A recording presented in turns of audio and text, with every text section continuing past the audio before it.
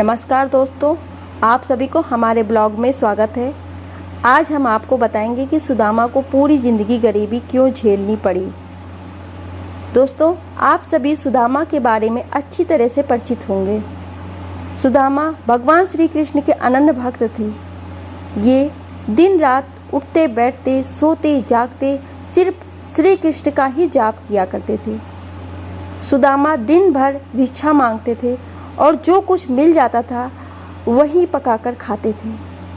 सुदामा की एक पत्नी भी थी और 2-3 बच्चे भी थे। सुदामा को भिक्षा में इतना अन्न भी नहीं मिल पाता था जिससे उनके पूरे परिवार का गुजारा हो सके। सुदामा श्री कृष्ण के बहुत घनिष्ठ मित्र थे। इसके बावजूद भी उन्हें पूरे जीवन भिक्षा मांगकर अपना गुजारा करना पड़ा। भगवान श्री कृष्ण द्वारिका के राजा थे। आज के इस पोस्ट में हम आपको बताएंगे कि आखिर सुदामा को पूरे जीवन गरीबी क्यों झेलनी पड़ी। इस कथा के अनुसार एक अत्यंत गरीब ब्राह्मणी थी। ये भिक्षा मांगकर अपना गुजारा करती थी। दुर्भाग्य से एक समय ऐसा आया कि जब उसे 5 दिनों तक भिक्षा नहीं मिली तो वह 5 दिन भगवान को याद करके सोती थी। 6ठे दिन से उसे 2 मुट्ठी चना मिला। चना पाकर वह बहुत खुश हुई, लेकिन जब वह झोपड़ी में पहुंची तो काफ़ी रात हो चुकी थी। उस ब्राह्मणी ने सोचा कि मैं इन चनों में रात में नहीं खाऊंगी, सुबह कन्हैया को भोग लगाकर ही मैं इन चनों को खाऊंगी। ऐसा सोचकर ब्राह्मणी उन चनों को एक कपड़े में बांध देती है। उसके बाद वह कन्हैया का नाम लेकर सो गई। लेकिन दोस्तों, कहा जाता है कि दाने दाने पर लिखा है खाने वाले का नाम। ब्राह्मणी के सोते ही उसकी कुटिया में कुछ चोर चोरी करने के लिए गए, लेकिन उस ब्राह्मणी के कुटिया में चने के अलावा कुछ भी नहीं मिला। चोर उस चने की गठरी में सोना चांदी रखा है ऐसा सोचकर ले जाने लगे। इतने में ही उस ब्राह्मणी की नींद खुल गई और वह जोर जोर से शोर मचाने लगी। उस ब्राह्मणी का शोर सुनकर सभी गांव वाले चोर को पकड़ने के लिए दौड़े। उधर चोर चने से भरी पोटली लेकर भाग गए।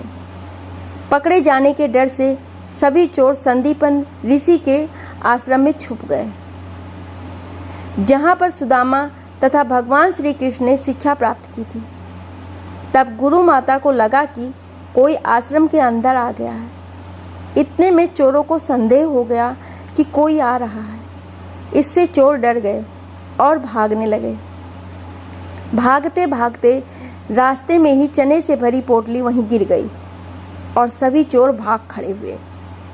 दूसरी तरफ वो ब्राह्मणी भूख से बहुत परेशान थी। जब ब्राह्मणी को यह पता चला कि चोरों ने उसकी चने की पोटली चुरा ली है तो उसने ये श्राप दिया कि मेरी पोटली का चना जो कोई भी खाएगा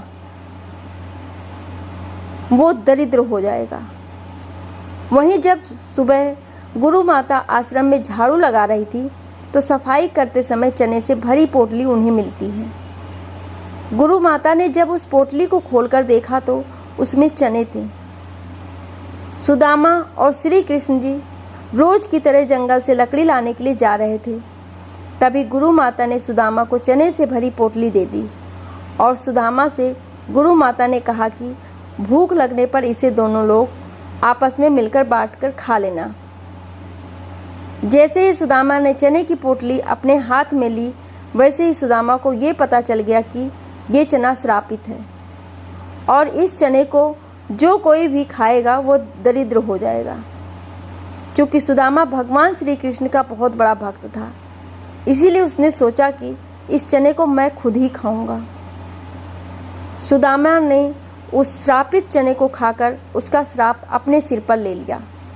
दोस्तों, यही कारण है कि सुदामा को पूरा जीवन गरीबी में ही बिताना पड़ा।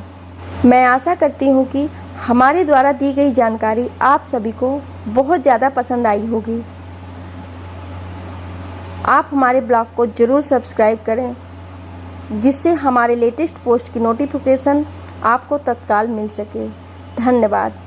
आप सभी का दिन मंगलमय हो।